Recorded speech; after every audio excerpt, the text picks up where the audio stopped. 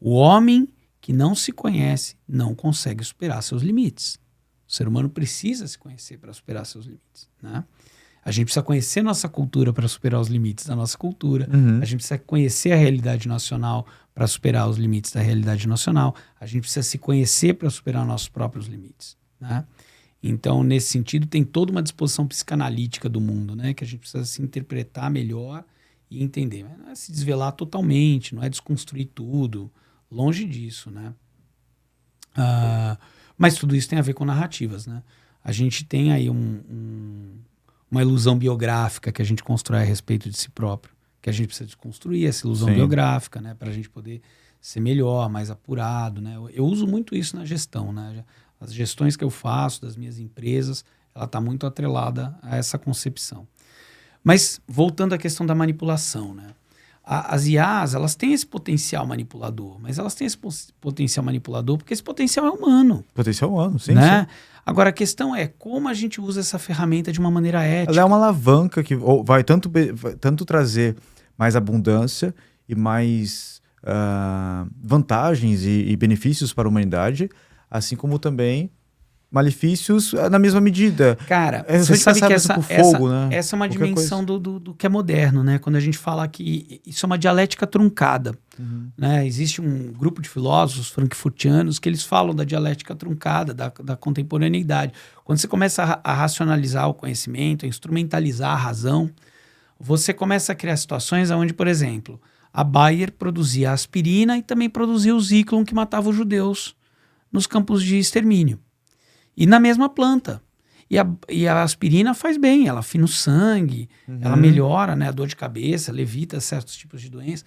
Mas o Zyklon não tem nem o que dizer a respeito dessa barbárie, essa coisa horrorosa, né? Então você começa a criar a internet, quantas vidas a internet já destruiu? E quantas vidas a internet ajudou a mudar, né? Então, o uso das ferramentas, dessa transformação da natureza, né? Vamos entender o seguinte, o ser humano existe a partir dessa concepção de que a gente, como humanidade, está o tempo inteiro transformando a natureza para sobreviver. Inclusive, essa é uma concepção marxista, né? Materialista, né? De que você está transformando a realidade em bens. A gente está o tempo inteiro transformando a realidade em bens. E se a gente não está fazendo isso diretamente, a gente está fazendo indiretamente. Eu acho muito engraçado que, assim, a maioria dos esquerdistas que eu conheço Esquerdistas. As pessoas de esquerda. Assim como tem os direitistas. Mas seria errado falar os esquerdistas? É que esquerdista, eu vou falar uma coisa... É pejorativo? Eu vou falar uma coisa polêmica. Esquerdista e direitista são expressões muito recentes. As pessoas começaram a falar isso recentemente. Porque dá uma percepção de que é uma coisa meio uma doença, né? O esquerdista, o direitista. Cara, pessoas de direita, pessoas de esquerda, né? É um jeito mais nobre de você falar de posicionamentos políticos dentro de um espectro que não morre, porque a direita e a esquerda, elas não são estáticas, elas estão o tempo inteiro em movimento, né? E eu acho que as pessoas, a maioria das pessoas, ela flutua nesse espectro entre direita e esquerda, dependendo da situação, da opinião, etc, né? Isso não quer dizer que não existam pessoas de direita e esquerda, ao contrário. Sim. Você tem tendências à esquerda, tendências à direita. Mas, enfim... Mas beleza, pessoas com um alinhamento mais à esquerda... Ótimo. Elas são normalmente, pela minha experiência, assim, pessoas que são mais voltadas, digamos, talvez com uma visão, às vezes, muito emocionada das coisas, principalmente adolescentes e tudo mais, né? Não, tem revolução, sei lá. E aqui eu tô falando da galera marxista mesmo. Os radicais. E os marxistas mesmo, assim, e Marx era totalmente a visão dele, né? Muito materialista, enquanto os libertários consideravam que o mercado é algo que é muito dinâmico, mutável por conta dos sentimentos humanos, né? Então não tem como tu prever as coisas, porque assim, existe esse fator nosso humano de sentimentos, dessa variação, que não tem como tudo é material. Claro que existe, quando a gente tem essa visão mais pragmática e funcional das coisas, a gente acaba botando tudo, criando tudo, produtizando tudo, né? Que é um problemaço isso, a gente tem que entender que isso é um problema. O próprio teu sócio, né, o Guga Stocco, se fez um IPO agora, se produtizou. Ele mesmo, primeiro IPO. O Guga se reificou em um produto. Primeiro Não, produto. cara, olha só. Gente, não tem... Preconceito, cara, é como se você instalasse... Quando a gente olha para um computador, a arquitetura de um computador se parece muito com a arquitetura da mente humana. Né? É uma projeção da engenharia.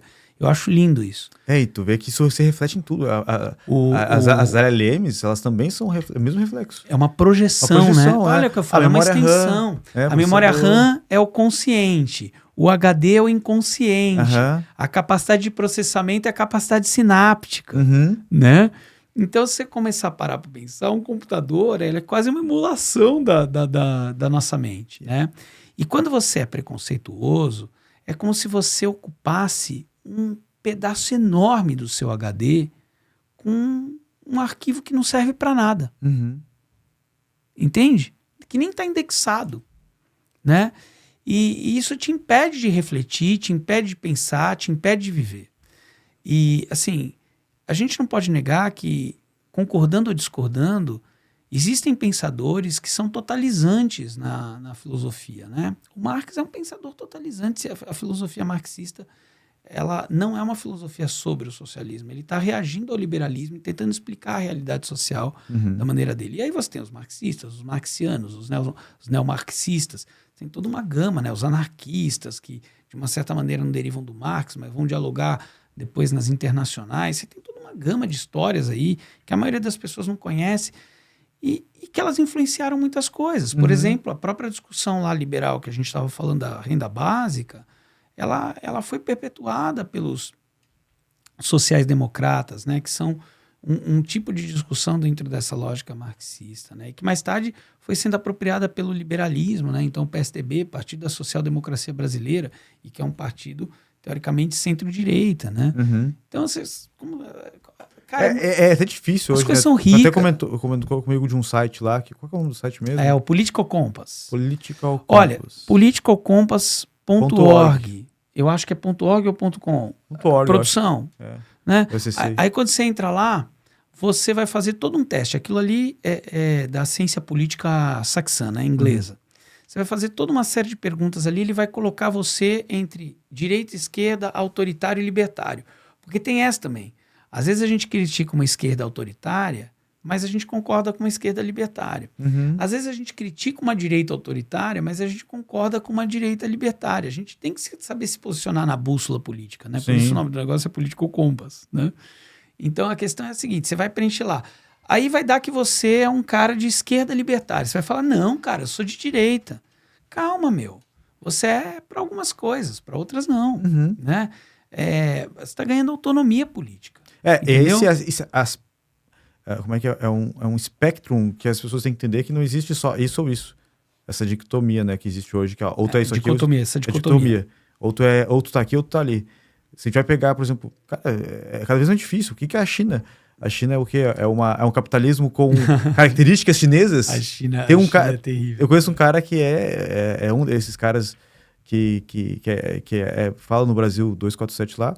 Ele fala, cara, a China é um capitalismo com características chinesas. Então, assim... O Mao Tse Tung, né, quando ele fez a Revolução, em 49, ele disse, em 100 anos a China vai voltar a ser a maior civilização do planeta Terra. Olha que interessante, né, porque ele diz, a gente vai voltar a ser. Ele tem uma compreensão, como o chinês, a cultura chinesa tem, de que eles foram a maior civilização do planeta Terra. E que agora eles precisam retomar essa posição. Sim. E aí eles fazem um projeto de 100 anos. Você disse há pouco, né? A gente mal consegue fazer uma política pública de 4. Sim. Eles fazem uma de 100. Eles estão bastante avançados, né? Porque se você parar para pensar quanto tempo faz para chegarmos em 2049, nós estamos em 2024, né? Então, o mundo já não é mais... Daqui 25 anos a China vai voltar a ser a maior civilização. Sim. Eles estão no caminho para isso acontecer, né? Agora, é óbvio que ali você tem uma mescla de uma série de experiências políticas do século XX, né? E é muito difícil a gente definir a China, porque você precisa praticar alteridade com a sociedade, com a história chinesa. Por exemplo, a China tinha prensa no século VIII. E aqui a gente conta que a prensa foi inventada pelo Gutenberg em 1500, né? Ali. Então, assim, narrativas. Né? A gente precisa começar a praticar alteridade para se entender melhor as coisas, se prender menos às certezas, né? Porque não, é muito difícil a gente... a gente está chegando no momento que o próprio Ray Kurzweil disse que a gente está chegando numa singularidade, ou seja, a gente não vai conseguir mais prever 1, 2 anos do futuro porque a tecnologia vai evoluir tão rápido que a gente não sabe mais o que está acontecendo. E isso está previsto para 2029. Então. E a gente precisa entender que esses instrumentos que são extensão da nossa existência, né? Esses instrumentos que a gente cria, a gente precisa voltar a fazer debates éticos, né? Sobre o caminho que a gente quer tomar, o caminho que a gente quer seguir. E a IA, ela passa muito por isso. Se você parar para pensar... se a IA realmente fizer uma leitura apurada da literatura dos últimos 500 anos, a IA vai ser de centro-esquerda.